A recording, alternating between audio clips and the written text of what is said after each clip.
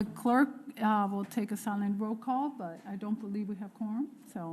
But we're not going to be able to approve the minutes since we don't have quorum, but we are going to begin this presentation we have scheduled on the agenda today.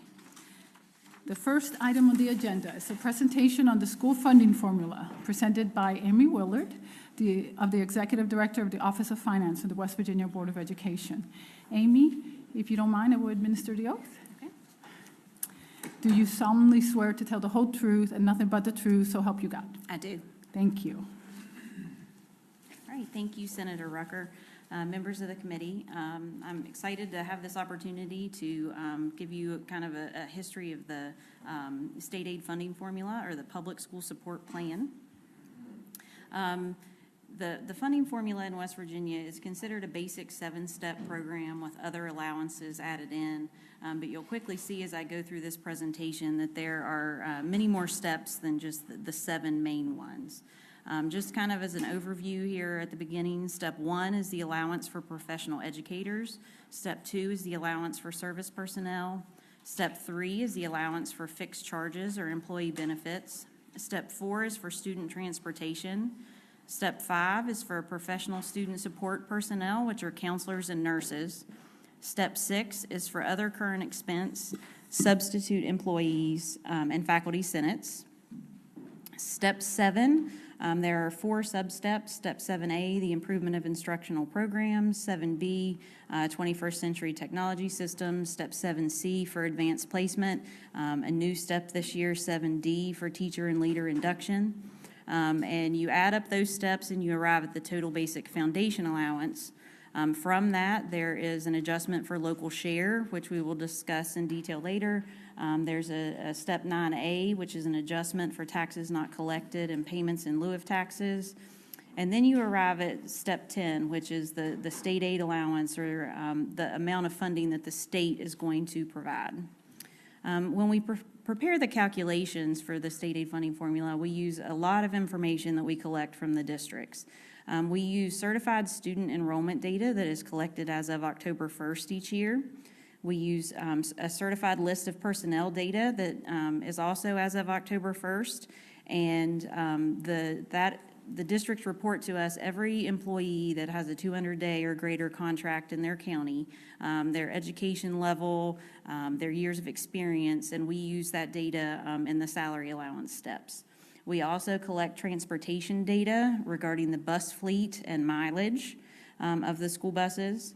We use the WEVIS financial data file for certain steps in the formula. Average daily attendance, we collect that with our year-end data collection from the districts. And then there's also a year-end certified facility square footage data collection. A lot of the steps of the funding formula tie back to student enrollment.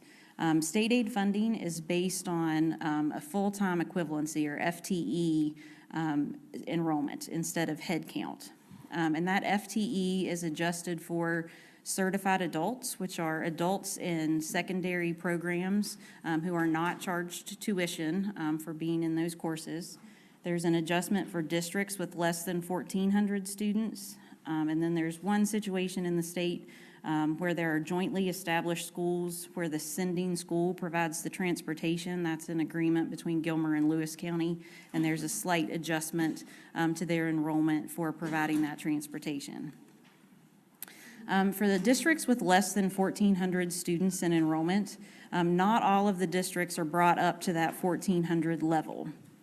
Essentially, this calculation looks at the population density of each of those districts, and it looks at Pocahontas County, which is the most sparsely populated. It looks at each of those districts in comparison to Pocahontas County and calculates a percentage, and then multiplies that by that district's difference between 1,400. We currently have, for the fiscal year 20 state aid calculations based on this current year enrollment, 11 of the 55 districts have less than 1,400 students in net enrollment. Those are Calhoun, Doddridge, Gilmer, Pendleton, Pleasants, Pocahontas, Ritchie, which was our new district this year to that category, Tucker, Tyler, Webster, and Wirt. The funding formula breaks districts down into 4 different population density categories that come into play throughout the formula, and it's based on the number of net students per square mile. So sparse population density is less than 5 students per square mile. Low is 5 to less than 10. Medium is 10 to less than 20. And high is 20 or more students per square mile. So in step 1, which is the allowance for professional educators, we take the enrollment in each district, you divide that by 1,000, and you multiply it by the limit based on each county's population density. So the sparsely populated counties receive slightly more positions per 1,000 students in enrollment than a high population density. Under House Bill 2561 that passed during the 2017 legislative session, the allowance for professional educators is no longer limited to the number actually employed by each district. So instead, they receive funding for the number of positions that we calculate. Previously, if we calculated 100 positions and they only had 98 of the positions filled, they only received funding for 98. Now they receive the funding for the full 100 positions.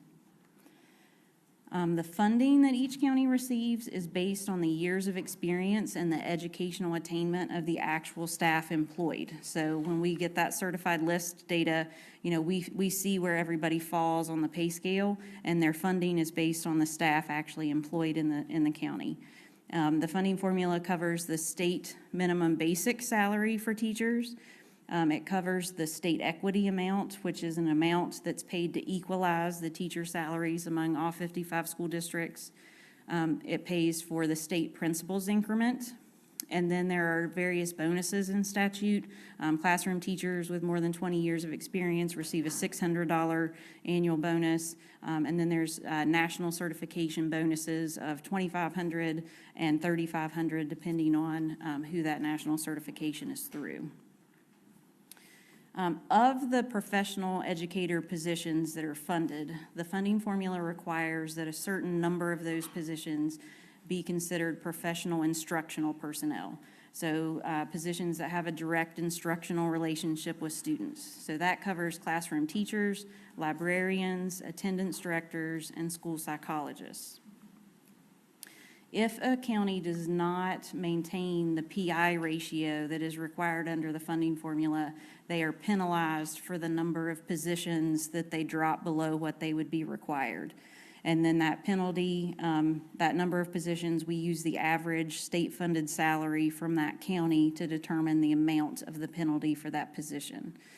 If a district has an increase in enrollment, they are exempt from the PI ratio requirement for that year, because they might not know at the point, that early in the school year, they might have some vacant positions, that they're trying to fill. So there is no penalty in that situation. The PI ratio used to be required, calculated based on a number per 1,000 students in enrollment, similar to the way that the number of positions funded would be. But now that counties are permitted to drop under formula without that penalty, it's now a percentage of the lesser of the number employed or the number funded. So if a district drops below formula, we are using that number that they actually have employed accordance with the statute. It is very important to note that for professionals, the funding formula only covers the 200-day employment term. Any extended employment days are paid entirely through local funds. So, the superintendent, most principals have a longer contract, and the districts are paying for that out of local dollars. Step 2, which is the allowance for service personnel, works essentially in the same manner as step 1. You take the enrollment, divide it by 1,000, and multiply it by the limit based on the population density. You will notice that there is a slightly larger spread between sparse and high on the service personnel side than there was on the professional side. But, many of the sparse districts would say that they don't feel that the spread is enough. But that is one area of the funding formula where we haven't made changes in a few years to those limits. The allowance for service personnel, similar to professionals, you can now drop below formula, and there is no longer a penalty. You receive the funding based on the number of positions actually calculated based on the enrollment. Similar to the professionals, the allowance is based on the experience and pay grades of the positions in which the actual staff are employed in the district. And it covers the state minimum basic salary, the state equity, and then all of the bonuses and payments for having educational bonuses, shift differential pay, supervisory pay, and specialized healthcare procedures. One difference with service personnel is that they are funded for the full employment term. So it's on that extended basis. So a 261-day employee counts as 1.305 FTE. You would take the number of contract days divided by 200 to determine the ratio. And so the reason that this was put into place is because sometimes it's more efficient for districts to have a lesser number of custodians, for example, but who have a longer contract that can work in the summer and, do deep cleaning and things in the summer. So each district would determine what their staffing needs are in their county. But the longer the employment term, the more quickly it uses up the allowance that is calculated under the formula. Step 3 is the allowance for fixed charges. That is an allowance to cover employee benefit costs. It covers Social Security, 7.65%, unemployment at an assumed rate of 0.04%. In reality, county boards are self-insured for unemployment. Workers' compensation, we use the state average rate, which for this year was 0.82%. So for the fiscal year 20 comps, that step 3 allowance is 8.51%. There is an allowance for retirement, which I will discuss at the end of the presentation. Step 4 is an allowance for student transportation. There is an allowance for current operating costs. It's based on the actual expenditures for the latest year for which data is available. So fiscal year 20 is based on the fiscal year 18 actual expenditures of the districts. This does not include salary expenditures or expenditures for capital improvements other than school buses. So for salaries, the bus driver salaries, mechanic salaries, those are picked up in step 2 of the funding formula, which is why those are not included in this step. Once we have each district's actual transportation expenditures for current operations, maintenance, and contracted services, you take that 100% of those expenses and then you multiply it by the percentage associated with the population density of the county. So a sparse population density county receives 95% of their transportation expenditures, where a high population density county would only receive 87.5%. There's also an additional 10% allowance for the portion of the bus fleet that uses alternative fuels.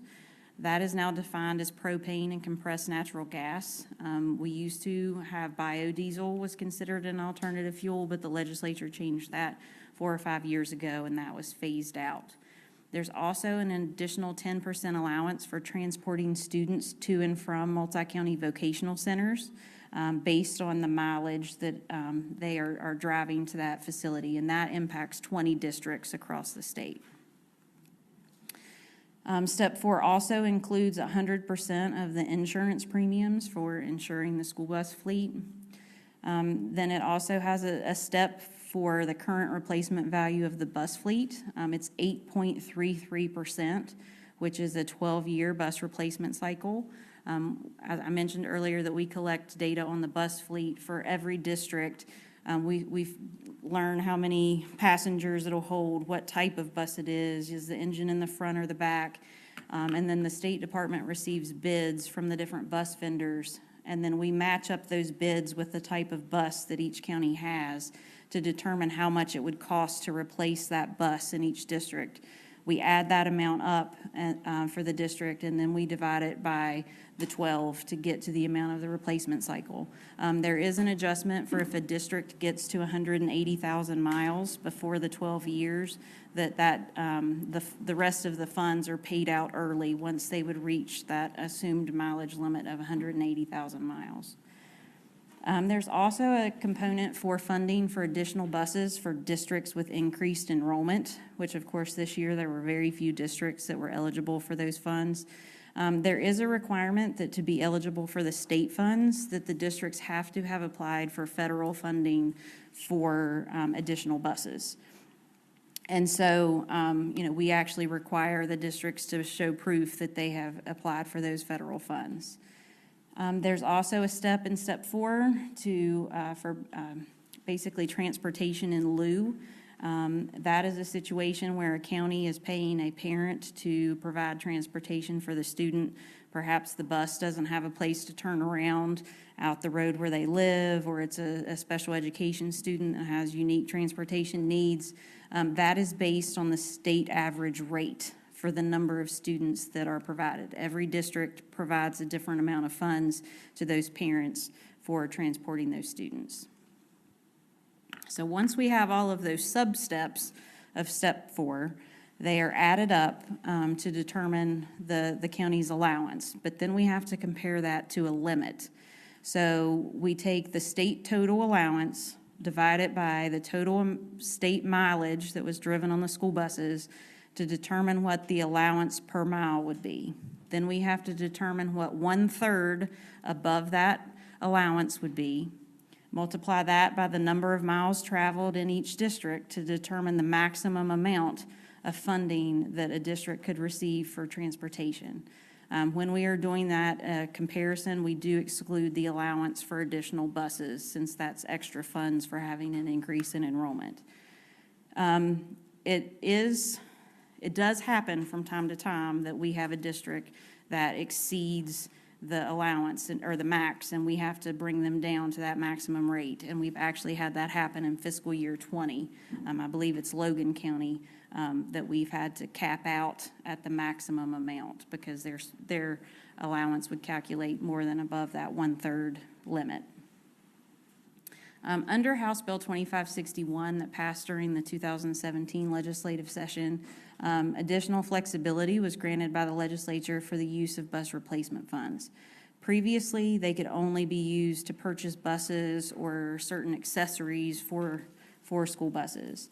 Now, each county can utilize up to $200,000 of bus replacement funds for school facility and equipment repair or other alternative purposes if the county superintendent sends a request to the state superintendent saying how they plan to use those funds and certify the serviceability of their bus fleet, that their bus fleet is safe. That has to be approved by the state superintendent. Before we can approve the request, the state superintendent has to verify that serviceability of the bus fleet based upon the state school bus inspection defect rate of the county over the prior 2 years. The State Department employs bus inspectors that go out and inspect the county's bus fleet, and they keep records on how many defects that they find when they go out and do those inspections. So we calculate a bus defect rate for each county. We've had 5 or 6 counties apply for this, and we have had to deny some applications based on the bus defect rate in the past. Because, of course, the purpose is to ensure the safety of our students. We developed an application, and that was sent to the treasurers, the CSBOs, and the transportation directors. Counties can really submit that at any time during the year if they determine that flexibility is needed for any unspent bus replacement funds. So, for example, we might send a county $100,000, and a bus might cost $90,000, so they have $10,000 left over. Well, they can either save that money for the next year to kick in towards another bus, or they could potentially ask for flexibility to be able to spend those funds in another manner. Step 5 is the allowance for professional student support personnel. That covers school nurses and school counselors. This salary allowance step is handled differently than the other two salary allowance steps. Statute sets the allowance at the same statewide aggregate dollar amount as for the 2012-13 school year. Then last year during legislative session, Senate Bill 267 was passed, and that increased the amount of the allowance as a result of any increases in the state minimum salary schedule for the fiscal year beginning July 1st, 2018, and any salary increases thereafter. So if the legislature grants a pay increase, the districts do receive funding to cover that for their counselors and nurses. I believe it was in fiscal year 14 or 15 that a salary increase was provided, and it was not given for the counselors and nurses. So that was changed last legislative session. So since the allowance is a fixed amount, the number of personnel is calculated by dividing the county's allowance by the average state-funded salary for the counselors and nurses employed in their district. So it's kind of backwards from the other steps where I normally determine the number of positions and then multiply it by their average salary. In this instance, we have the amount of funding and we divide it by the salary to determine the positions. Step 6 is the allowance for other current expenses, substitutes, and faculty senates. Step 6A is the portion for current expenses, and that was changed in 2017 with House Bill 2561. It previously was calculated as a percentage of the salary allowances.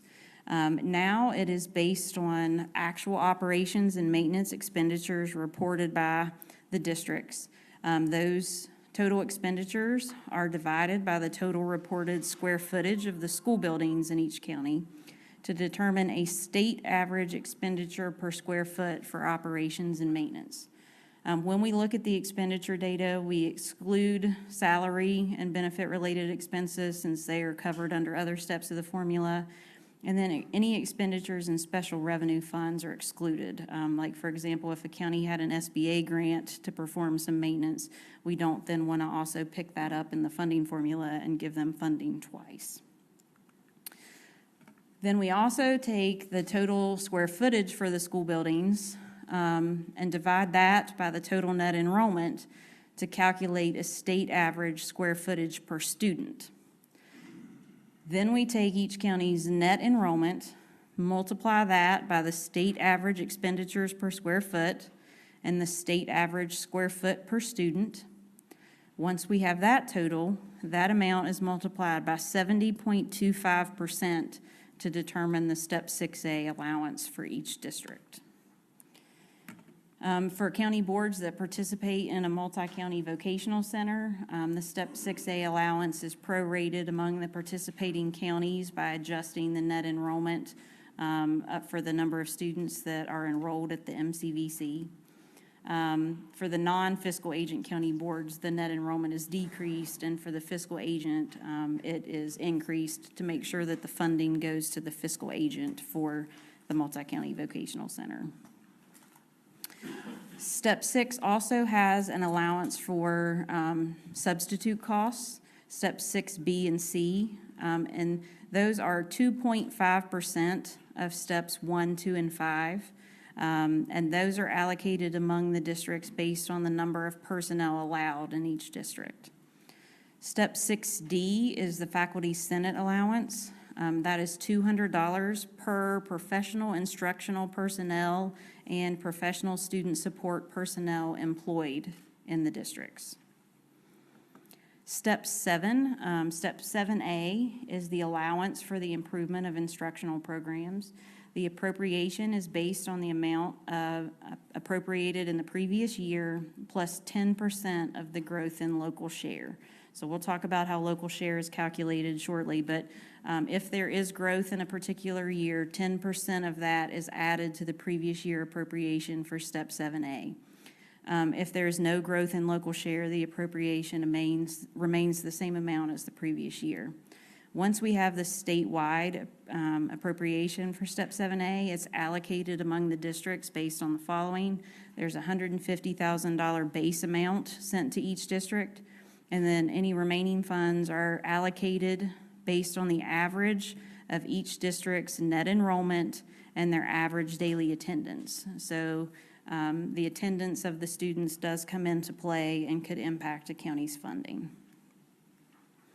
Under House Bill 2561, the legislature increased the amount of Step 7A funds that can be utilized for personnel. That was previously 25%.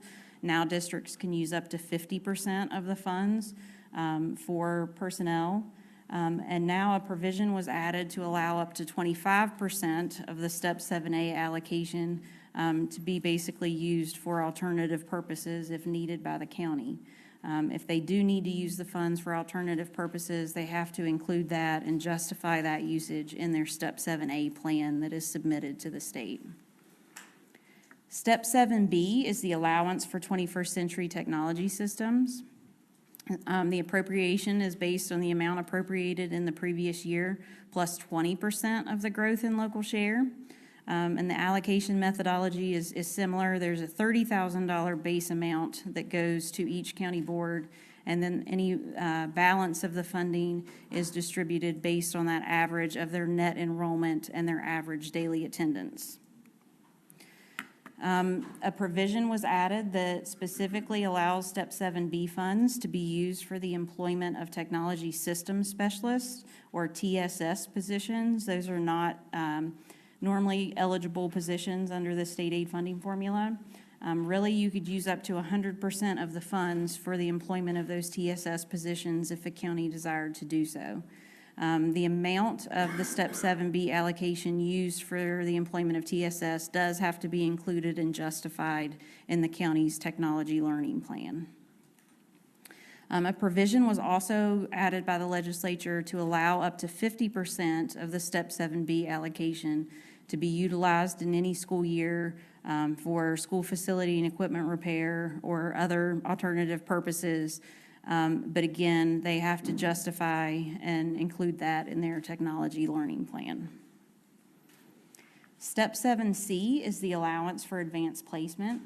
The appropriation is based on 1% of the state average per pupil state aid from the prior year multiplied by the number of students enrolled in dual credit, advanced placement, and international baccalaureate courses. The allocation to the county boards is based on the number of students enrolled in those courses.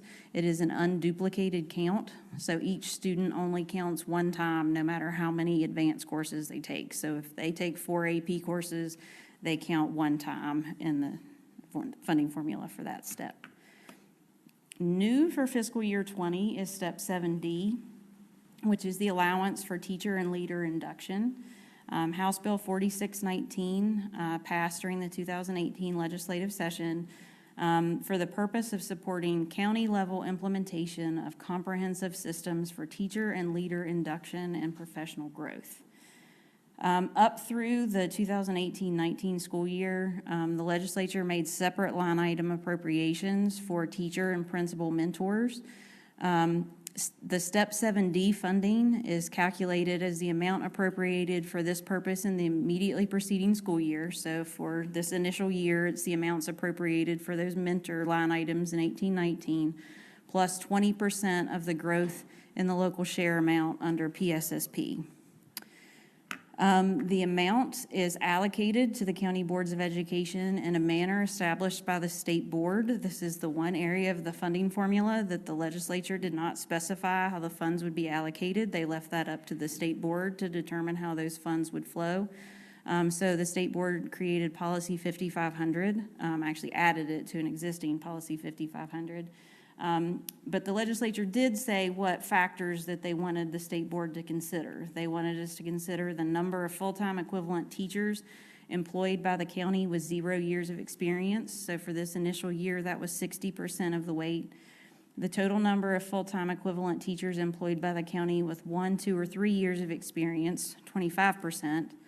The number of full-time equivalent principals, assistant principals, and vocational administrators employed by their county who are in their first or second year of employment as a principal, that's 10%. Basically, the number of principals or vice principals who are at a new programmatic level was weighted 2%. So if they've been an elementary school principal and now they're moving to be a high school principal, they would fall into this category. And then there was one for needs identified in the strategic plans for continuous improvement of the school systems, including any needs the counties identify through the performance evaluations of professional personnel. That was 3%. There was a provision that the amounts, no county can receive an amount less than what they received in the 2016-17 year. So since we weren't sure what local share was going to do in this initial year when we developed the state board policy, we tried to allocate the funds as similarly to the methodology that was used to allocate the funds in 16-17. So we were trying to get the numbers as close as we could, so we didn't have a lot of adjustments for not meeting that provision. So once we add up all of the different steps that I've discussed, we are at step 8, the total foundation allowance. That is the sum of those steps. From that, and step 8 is considered to be the amount that of funding that it would take to provide a thorough and efficient education to the students in each county. From step 8, we then determine what each district can contribute towards the cost of providing that education to their students. So we look at an estimate of each district's regular levy tax collections. The excess levy funds that the counties have are not included in the local share calculation. So in the preliminary computations that we submit in December each year, the local share amounts are based on estimated assessed values provided by the state tax department. We update those values each year around March 3rd once the 55 county assessors issue their certificates of assessed valuation on which the tax tickets will be based. The local share calculation only uses 90% of each county's projected regular levy tax collections for the year. So the districts are allowed to keep that 10% of those regular levy tax dollars. The funding formula assumes that there is an allowance for uncollectible accounts of 4%, an allowance for the assessor's valuation fund. Those percentages are determined by the state tax department for each county, and I believe the max is 2%. There are adjustments for tax increment financing projects in the counties. Those are not included in the local share calculation. And we have a few districts that qualify as Growth County Schools Facilities Act counties. And if they qualify for that and have elected to do so, there is an adjustment that removes new property values and takes that out of the local share calculation as well. There's been a statute for many years related to an adjustment for taxes not collected and payments in lieu of taxes. It's 189A12. And that provision has said that state aid should be adjusted when there are situations where taxes are not collected due to assessment errors or court proceedings. So, when we calculate the local share calculation, it's assumed that the amounts from the assessor are accurate. So if something happens and those are later determined to not be accurate and the county never received those tax dollars, there's to be an adjustment where they are made whole under the funding formula since they never received those funds. There's also supposed to be an adjustment for payments or contributions in lieu of property taxes. So we are required to submit that with our funding request. And we've done that for many years. But 2016-17 was the first year that those amounts were included in the appropriation. We would submit those. Typically, that's taking money away from the districts. So it had not been actually implemented in the past, but it began in 16-17 and has continued thereafter where there are adjustments made to the state aid for those items. So the total basic foundation allowance from step 8, less what each district can contribute through local share, plus or minus any adjustments for having taxes that weren't collected from a previous year or any payments being received in lieu of taxes, determines the amount that each school district receives from the state, which is step 10 of the funding formula. We do have one district in the state, Doddridge County, that's local share is so high that they receive 0 funds from the state through the state aid funding formula.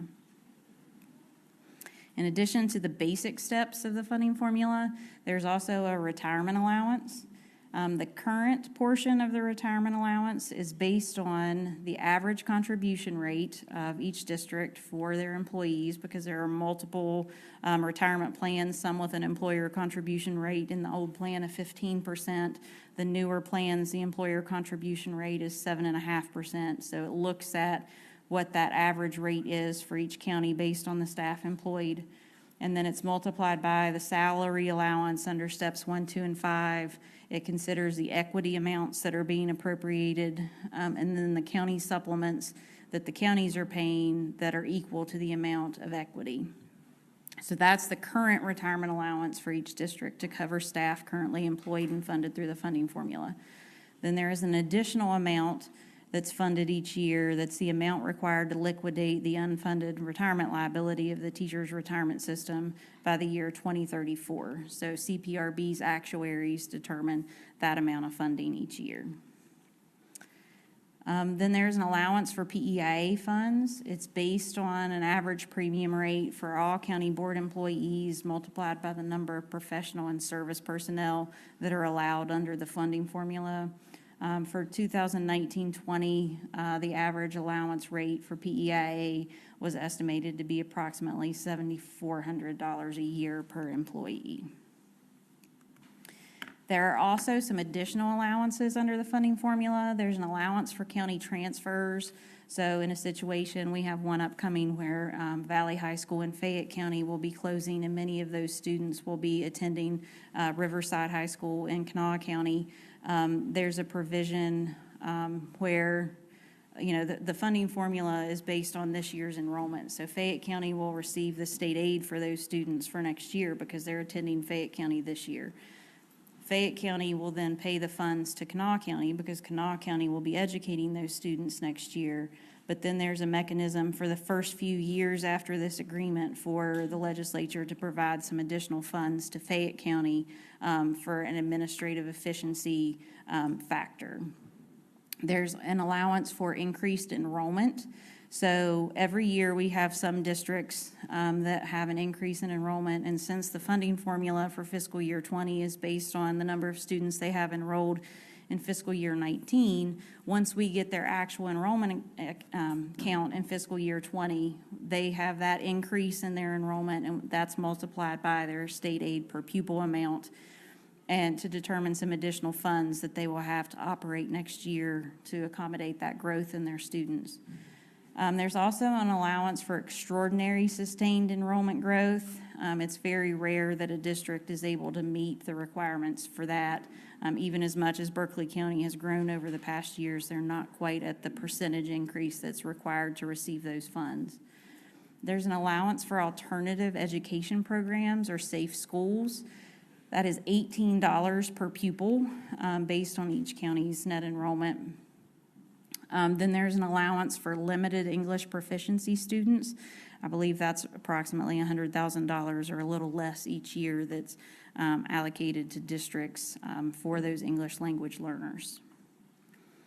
House Bill 2561 a few years ago, when it changed the funding formula, it also added a provision under the SBA section of code that required them to set aside from their existing funds an amount of not less than $600,000 for the purpose of making emergency grants to financially distressed county boards of education. And it defined financially distressed county as a county either in a deficit or those on the most recently established watch list established by the WVDE of those counties at risk of becoming in a deficit. So my office monitors the finances of the counties, and when we receive their updated financial statements each year, we make a determination of what counties would be at risk of being in a deficit.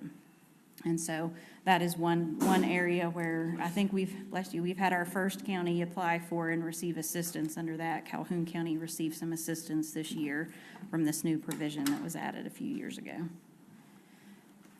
Any questions? Okay. Wow, thank you very much. I know what a huge thing this is. I'm sure we're going to have tons of questions, but before we proceed to that, since we now have a quorum, I just want to let our vice chair make a motion to approve the minutes. Madam Chair, I move we approve the minutes from the previous meeting. There has been a motion to approve the minutes from a previous meeting. All those in favor say aye. All those opposed say no. The ayes seem to have it. The minutes are approved.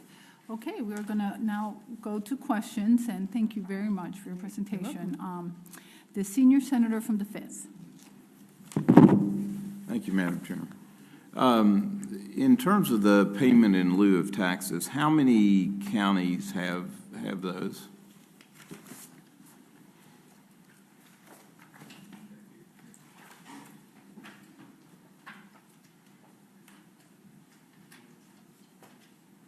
It appears that we have 13. Okay, could you explain to us how those happen? So the county, it's my understanding that the county commission can make an agreement with a company coming in or doing something that they can establish that if this company's in lieu of paying the taxes that they would normally pay, they do a special fee and then they direct where those funds go. Yeah, essentially the county commission, I mean, sometimes the school boards are involved in the process. Sometimes the school boards aren't consulted, is my understanding from speaking with treasurers. You know, they will say, you know, we want Procter & Gamble, for example, to come in and instead of paying the amount of property taxes that they would normally pay, we're going to give them this incentive for coming to our area. So instead of the $5 million that they would have paid, they're only going to pay $2 million.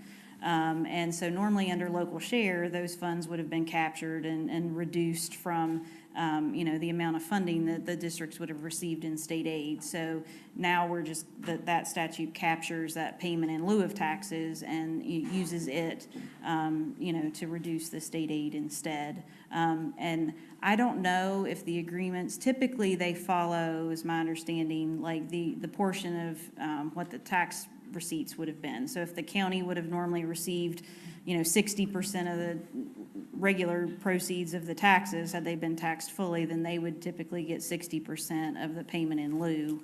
And then once we are told the amount, we determine for each county based on their levy rates that they've established, what would the regular levy portion of that payment be? Are any of these done by the development office? I believe that some of them could have potentially been done from that. There's actually a new Governmental Accounting Standards Board requirement for districts to put information in their financial statements about basically what was the amount of the tax abatement, like how much money are they giving up. And some of the districts have been having difficulty in getting that information about what would the taxes have been if not for this agreement. And I think some of them have come through different people entering the agreement, which has contributed to the problem. You know, I'm personally not against having a mechanism like that, but the transparency of at least having the school board sign off on it or some mechanism to do that, I think would be, you know, to try to entice companies to come in, maybe it is necessary. So I don't think you do away with the process, but maybe the process is a little more transparent than it has been in the past. I believe county boards would support having a seat at the table when these are discussed so they can have some input into the agreements. Because most of the times when the agreements are made, the county boards either get no funds or they're directed funds towards what a county commission would want them to go to. Well, I mean, most of the agreements that I've heard of from the counties, you know, the counties are getting, you know, a share of the funds that of the total amount that the companies are paying. Do you have a list of these that's been done over the last few years that we could have? I can ask the state tax department if they have more detailed information. We get a total from the tax department in an annual report they give us. I have a couple of the agreements just where I've asked counties for Madam them. Chair, one thing I'd like to know, just from a standpoint of what's happening, we've had them happen in Wayne County, and in that case, and these have been a little late, they haven't been recent, but the county board was not consulted on it.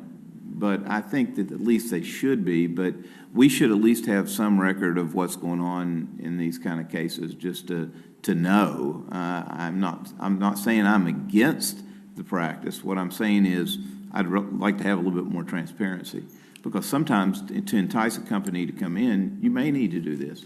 Right. Thank you very much. I mean, obviously, that's something we should follow up on. I just want to state that for the record, we have several people who want to ask questions, and we are running out of time. So if everyone, whoever will recognize from now on, just please try to keep to just questions and just a few, so I can make sure I get to everybody, okay? Thank you. That was just a request. That's all that was. No. I have no problem with that request. I just wanted to let you all know. I want to try to get to everyone. So thank you, Senior Senator from the 5th. I want to recognize the Senator from Raleigh.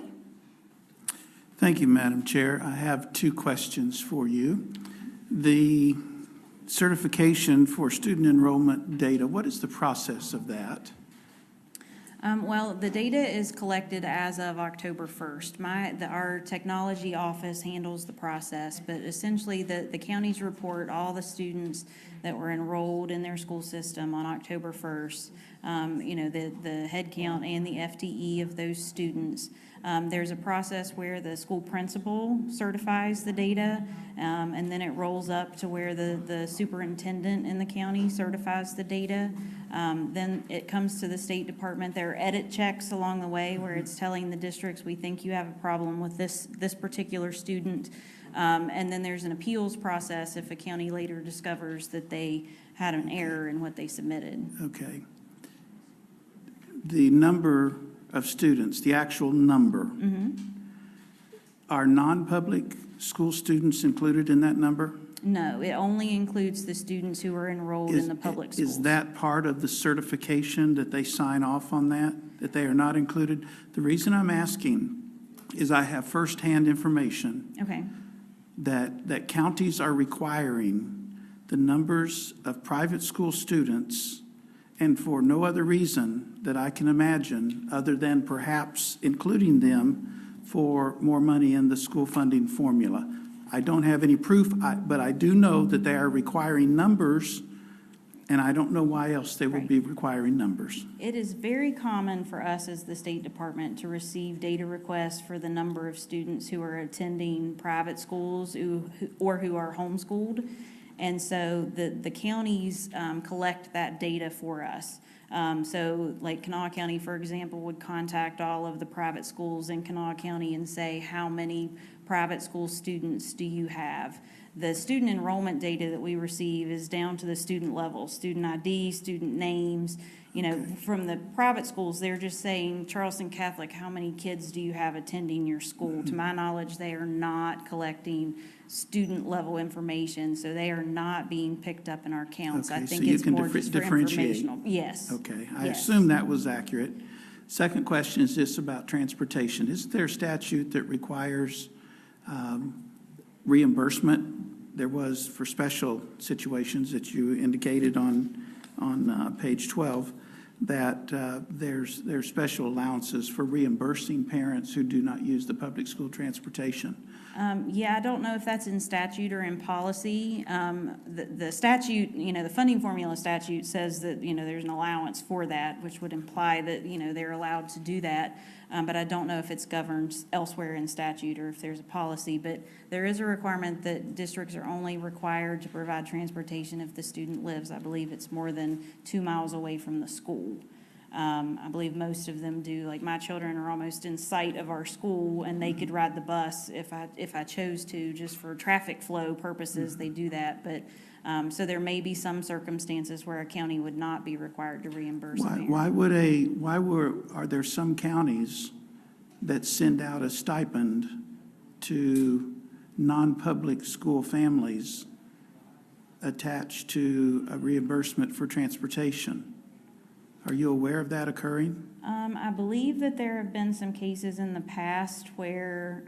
Such as Kanawha County? I don't know what county it is. It was prior to my time beginning at the department, but I've heard that there were situations where sometimes they will provide transportation, drop kids off at a private school, if it's on their normal bus route. So I believe there are some situations where busing is still provided for certain I think that's driven by statute or rule, but it's not equitably applied across the state, apparently. Right, yeah, I would have to follow up with our transportation director to I'd get be more interested in information on that. Okay, well, I can certainly get you more Thank you. information. Thank you, Madam Chair. Thank you, Senator. The senator from Morgan. Thank you, Madam Chairman.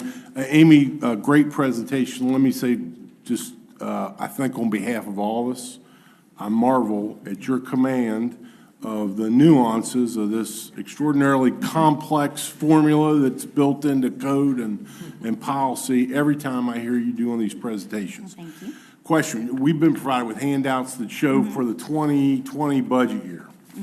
Bottom line number, 1.124 million, we'll say, general revenue as the state aid allowance to county boards. Yes, that's the How does that basics. compare with the, because we passed pretty significant compensation increases in February, March of this year. How does that compare with what we're spending in the current fiscal year out of general revenue? Okay.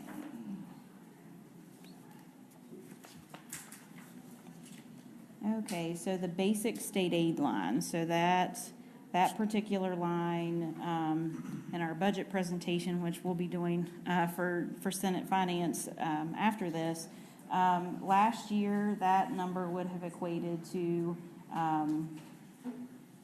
about a $25 million drop. And that's due to the decline in student enrollment. So So even though it's- there were pay increases Even though that we kicked did in- enormous, or big pay increases, it's a lower number than the previous year. Correct. Okay, and that you attribute that primarily to the decline in enrollment? Yes, there was a significant Okay. decline in student enrollment. One other question, if I may, just logistics of how stuff works. When, I should know this, but I do not.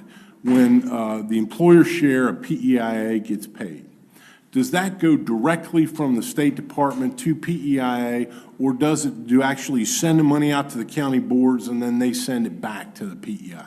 It now goes directly to PEIA. And is- Prior to 2012, it went to the districts, and then in 2012, it was changed to where we began sending it directly to PEIA with an amount earmarked for each county, and then they apply that to their. So the only part the local boards have to mess with is the employee deductions for their part of the premiums? Well, they deal with their employee deductions, and then the premiums for employees over formula, federally funded employees, state grant funded employees, ones not covered by the funding formula. Is that also true with current retirement contributions? In other words, does it go directly from the State Department to the Consolidated Public Retirement Board, or do you send the money out to county boards and then they pay it back? Directly to CPRB. Thank you. Thank you. The senator from Greenbrier, and I just want to point out that we have 7 minutes. Thank you, Madam Chair. Thank you. You're welcome. Thank you. We are fortunate to have a funding formula phenom, and that's you. Well, thank you. Thank you. There were some major changes that were made to some significant changes made to the funding formula in 2017 with the passage of 2561. What have you heard from treasurers about those changes? We've had several districts take advantage of those changes. A lot of the counties increased their step 7 percentage for personnel. Like I said, we've had 5 or 6 who've utilized the bus replacement flexibility. I know we've had some that have utilized the other flexibility under step 7 to use it for just kind of basic operating expenses because of their financial situation. So I feel like the treasurers were pleased with the additional flexibility that was given to them by the legislature with that bill. Okay, thank you. That's good to hear that funding formula reform has been positive, although I know there have been some issues. You mentioned the watch list, the deficit watch list. How many counties are on that at this point? Do you know, ballpark at least? Well, for last year's watch list, we were at 15. I believe I have what I think it's going to be. It's been a little hectic, so I haven't had a sit down with Dr. Payne yet to finalize this year's list to make sure he's okay with it, but I believe it's going to be 8 or 9 districts that would be on there. We've had an improvement among the districts, because they've utilized that flexibility last school year to help with their financial situation. So has that been trending downward over several years? Well, the number of counties on the watch No, list? it spiked up last year, and then it's going to come back down this year now that counties have been able to use some of that flexibility. And so you attribute funding I- formula changes from 2561 to that? For some of the districts, yes. Like Lewis County, for example, I believe that they will probably come off the watch list. And I know that they took advantage of multiple of those flexibility options during the 17-18 school year. Thank you. Thank you. That's 3 questions in 2 minutes. That's pretty good. You did great, thank you. The senator from Boone? Thank you, Madam Chairman. I guess how real-time are these funding formulas and the head counts? Is it in the exact year or the following year? So the data that we collected for this year on October 1st, so fiscal year 19 determines the fiscal year 20 funding. So it's always based on a year lag. But then if we get to fiscal year 20 and a county has grown in enrollment, then they're eligible for the increased enrollment line item appropriation funds. But if a county has dropped, those funds are not taken away from them. They just qualify for additional funding if they had additional growth. Yeah, my concern, unfortunately, is a loss of students in the coal fields. Yeah. So there's typically like 1 year to adjust for that. So the counties received the detailed schedules, in mid-December. And then it tells them how many positions they are over formula because they've had an additional drop in enrollment. And so then that can help them plan for personnel season and take the necessary action before next school year begins and they have the lower funding. Okay, thank you. Thank you, Madam Chairman. Thank you. I can't believe it. I think we're going to end on time. I really appreciate all of this information. As a new education chair, that I have a huge learning curve. And, we have one more question, it looks like. Okay, the senator from Wood. Thank you, Madam Chairwoman. Just quickly, I know that Doddridge County was the only one not on the school aid formula, right? Yeah, they're the only county that Is that was still zero. true? They're still the only Yes. county? Okay, that's it. Hey, thank you, Senator. Thank you very much for your presentation. I will recognize the senator from Boone for a motion to adjourn. Adjourn, Madam Chairman. There's been a motion to adjourn. All those in favor say aye. Aye. All those opposed say no. The ayes have it. Thank you.